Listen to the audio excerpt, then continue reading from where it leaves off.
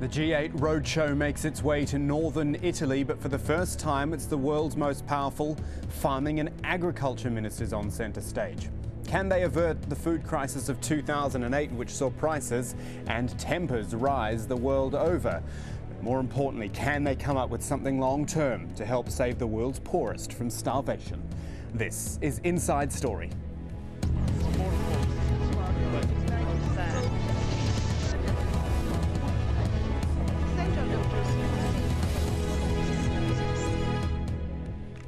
Hello there, I'm Kamal Santamaria. It's kind of been off the radar for a while, but remember, there is still a world food crisis going on with 1 billion people suffering from hunger worldwide, which is why agriculture ministers from the world's richest countries, the G8 countries in fact, are meeting in Italy this week.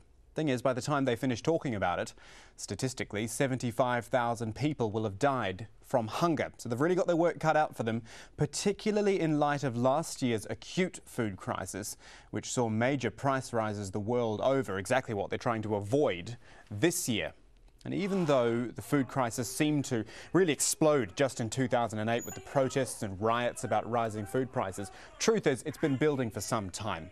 Bad weather, natural disasters led to poor harvests. Then last year's high oil prices raised the costs of fertilisers and food transport. And then with oil costing so much, people were turning to biofuel, which diverts food crops away from, to put it simply, being eaten. Add to that speculation in the futures market, hoarding at local levels, plus countries like India and China shifting to food imports rather than self-sufficiency. It all caused the food prices to boom. Now, there were some attempts to combat the crisis, things like changes in government policies, price controls on basic foods, banning exports by places like India, Egypt, Vietnam, all fairly short term though. And then this month, the EU unveiled a €1 billion food facility plan to ensure food and food aid got to those who need it, and also to develop agriculture in those countries that need that help. But the question we're asking today, what does all this achieve? Even a more long-term idea like that EU one, which we just mentioned, when the current economic crisis and unemployment on the rise, the UN estimates up to 100 million new hungry people. We're going to talk about all these issues with our guests. In Washington, D.C. is the Director General of the International Food Policy Research Institute, Joachim van Braun. In New Delhi, environmental activist and author of several books, Vandana Shiva. And rounding out our panel in Paris, financial analyst, the one and only Max Keiser. Thank you all for joining us today on Inside Story, folks. What I want to do in this program is really split the show. First half, we want to look mostly at the problems, and then in the second half, we'll really focus on what sort of solutions we might be able to find. Let's look at the problems first, and I'm going to read you all something which has come from the website of this actual summit. They say this summit is to face the next spirals of agricultural raw materials prices. Spirals in prices. Let's go to Joachim van Braun in Washington, D.C. How big do you think the risk is of another big price spike this year like we saw in 2008? Because it seems like these people in Italy are expecting it as well.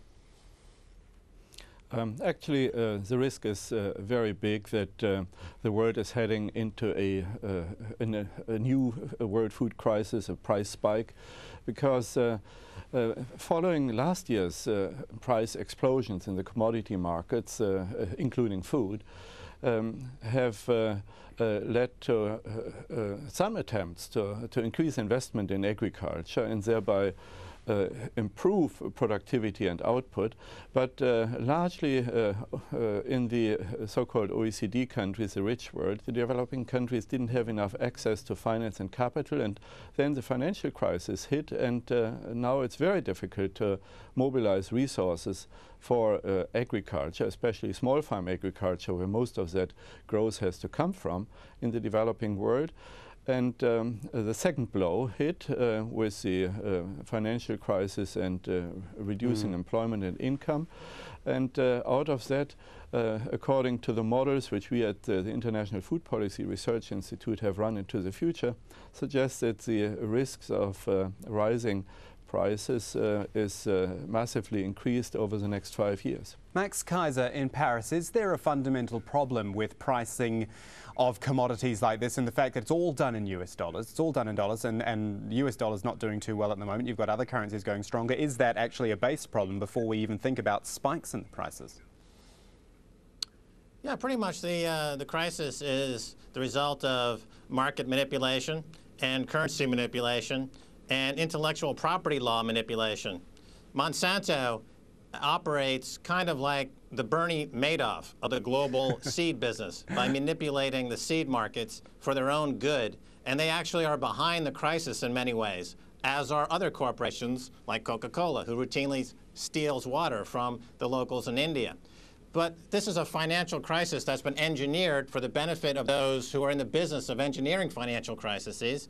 And the victims, whether they're starving people around the world or people losing their homes in America, have common concern that the markets are being overtly, blatantly manipulated, and the problems need to be addressed on that level.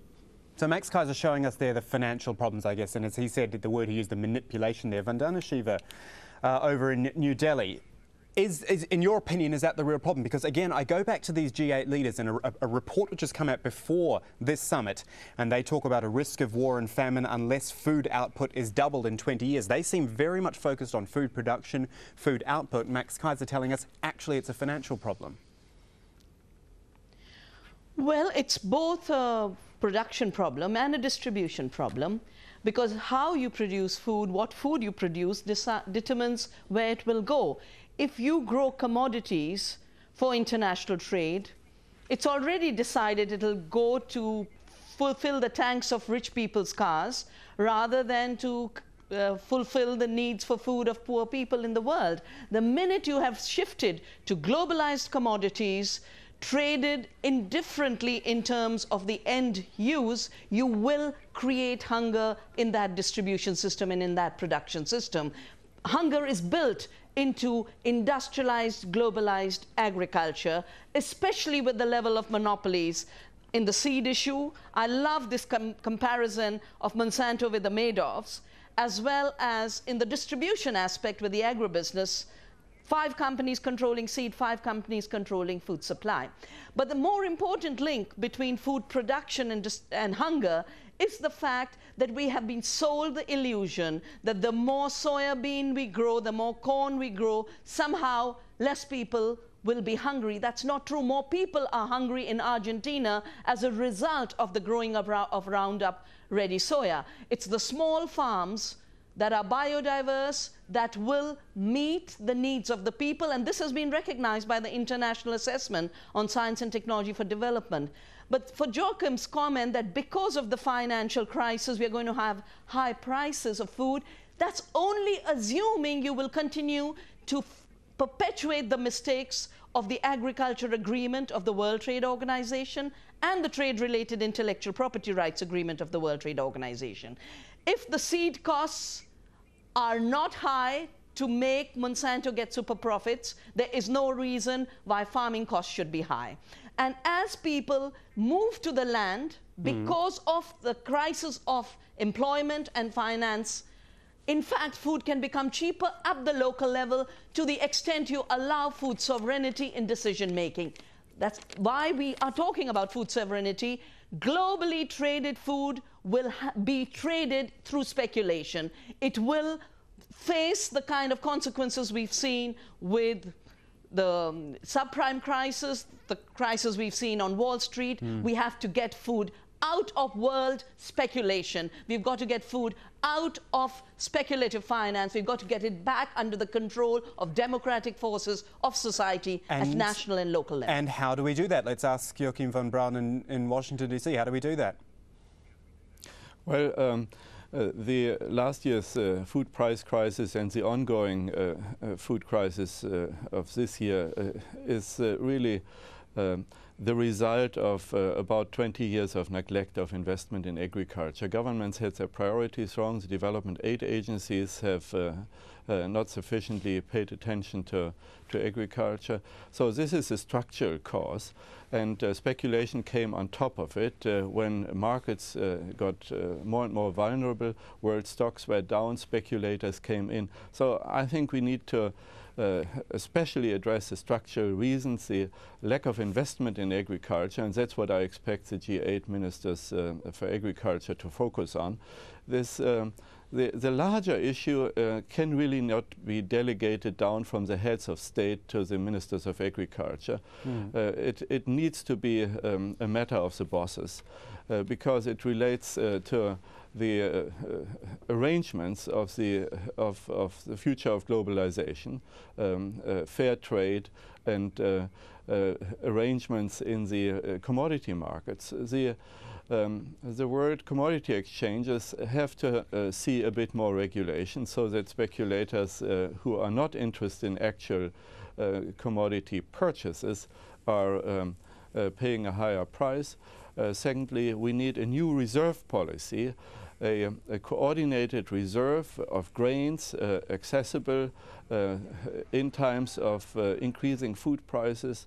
So a shared agreement among the G8 plus 5 plus the major grain trading nations who have these have to build these stocks, and an arrangement that facilitates access to emergency reserves. So my institute has done a proposal very specific on that for a virtual reserve and for a physical reserve, and fortunately that's now being discussed. Max Keiser in Paris, another issue to look at. We're looking at problems, unfortunately, in this half of the show, and this is the one about corruption. It's a word we always come to, and I'd say particularly when we talk about Africa, the money that goes into Africa, people say there's corruption everywhere, the money doesn't get down to where it should in the first place. Sure. Again, you have to point to the global banking system, and what keeps the global banking system afloat is what Gordon Brown himself called the shadow banking system. So the world has an approximate GDP of $60 trillion. There is, according to the Gordon Brown's office, about that amount of money in the shadow banking system that's totally unregulated and unaccounted for, that's used by the machinations inside the global banking system to manipulate prices. So getting back to the food crisis in places like India, it's not about not having enough food. It's about the fact that the markets are completely rigged and completely manipulated, and in more and more instances, the very stuff of food itself, seeds, are being turned into a commodity to create leveraged portfolios of loans for a very corrupt banking industry. So I would imagine going forward, and they're already talking about this, that collateralized debt obligations are going to be replaced with commodity-backed obligations, leveraged commodity-backed obligations. The same things that destroyed the housing market are being created right now to continue the destruction of the agricultural market. And the bankers have no compunction about this. They're not shy about it. They openly advertise it in the Wall Street Journal for people to invest in these commodity-backed leveraged assets because they know that they're about to undergo another phase of imperial conquest of the world's so-called developing nations. I don't know why they call them the developing nations. They're the ones with all the resources. They should be called the king nations.